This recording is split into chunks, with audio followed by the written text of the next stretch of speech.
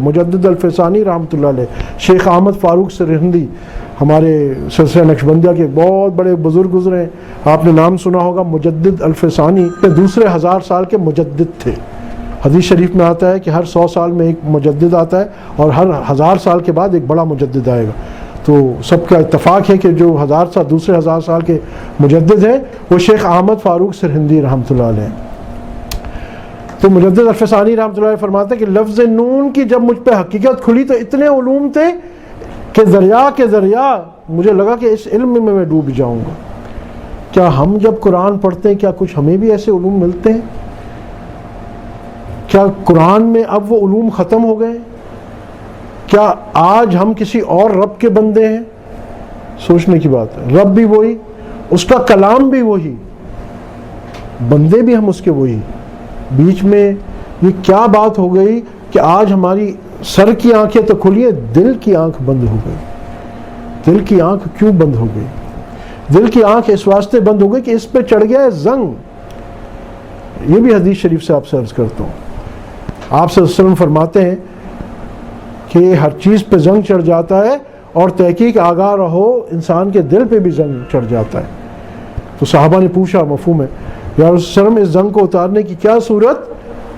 تو ایک جگہ آپ صلی اللہ علیہ وسلم نے فرمایا کہ قرآن کی تلاوت، ایک جگہ فرمایا جس کا مفہوم ہے کہ اللہ کا ذکر کی کثرت۔ یا ایھا الذین آمنوا اذکروا ذکرا کثیرا، کثرت سے ذکر کرو۔ قرآن بھی کیا کہتا ہے؟ کثرت سے ذکر کرو۔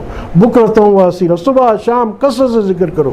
نمازیں 5، حج 1، روزے 30، ذکر کتنا؟ ذکرن کثیرا۔ کیوں؟ کیونکہ یہ دل جتنا صاف ہوگا، اور اس کو مستقل صاف ہونے کی ضرورت ہے، اور صاف سے صاف تر ہونے کی ضرورت ہے، کیونکہ جتنا یہ صاف ہوگا اس دل کے آئینہ میں راز الہی منکشف ہونا شروع ہوں گے، حقیقت قرآن منکشف ہونا شروع ہوگی۔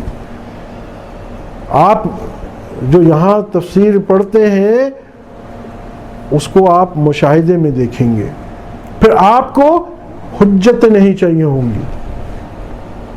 پھر حدیث کی روح سے آپ سے عرض کرتا ہوں، ابو جہل ابو بکر رضی اللہ تعالی عنہ سے کہتا ہے کہ ایک شخص ہے جو کہتا ہے کہ میں ایک رات میں بیت المقدس گیا اور آسمانوں پہ گیا اور عرش تک گیا اور میں واپس بھی آ گیا اور فرشتے دیکھے، جنت اور فلاں فلاں فلاں۔ کیا ایسا ممکن ہے؟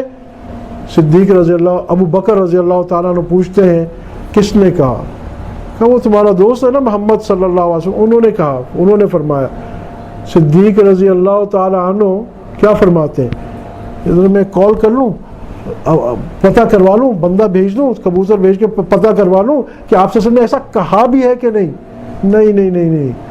ان کو اسی وقت کیونکہ حق الیقین حاصل ہے، کہتے خدا کی قسم ایسا ہوا ہے، میں محبوب پہ گواہی، میں گواہ ہوں، صدیق کا لقب تبھی تو ملا۔ مگر ایسا کیوں ہوا؟ ان کے دل کی آنکھ کھلی تھی، ان کو پتہ چل گیا یہ بات میرا محبوب کا کلام ہے، اس کا نور ہی نور ہے، یہ جو میرا محبوب نے کہہ دیا سچ کہا۔